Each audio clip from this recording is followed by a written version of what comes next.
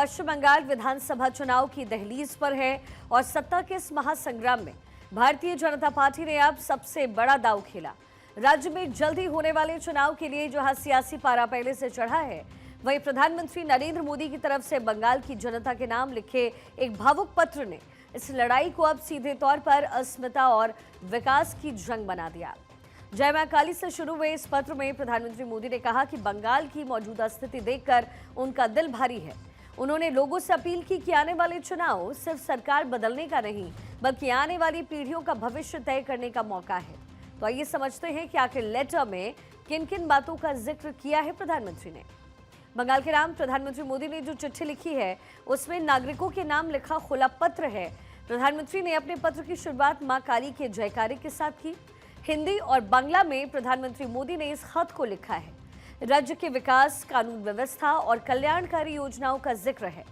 उन्होंने लिखा है, मेरे सोनार बंगाल का सपना देखने वाला हर एक व्यक्ति की पीड़ा का जिक्र उन्होंने किया। खत में युवाओं के रोजगार के और साथ ही पलायन का मुद्दा उठाया। महिलाओं की सुरक्षा और अवैध घुसपैठ के मुद्दों का जिक्र किया है।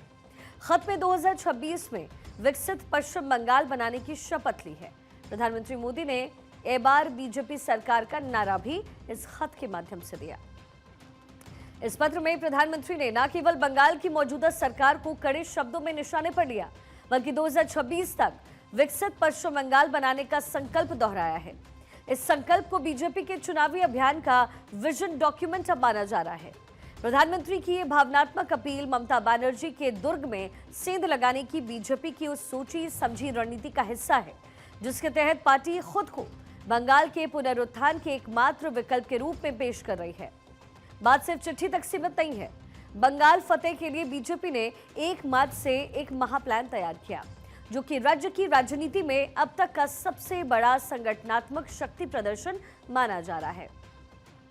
दिल्ली से लेकर के कोलकाता तक बीजेपी के दिग्गज नेताओं की फौज ने जिस तरीके से बंगाल के गांव और शहरों में डेरा डालने की योजना बनाई, इससे ये क्लियर हो गया है कि 2026 का ये चुनाव केवल सत्ता परिवर्तन की कोशिश नहीं है, बल्कि बंगाल की राजनीतिक दिशा बदलने का एक ऐतिहासिक मोड़ साबित हो सकता है।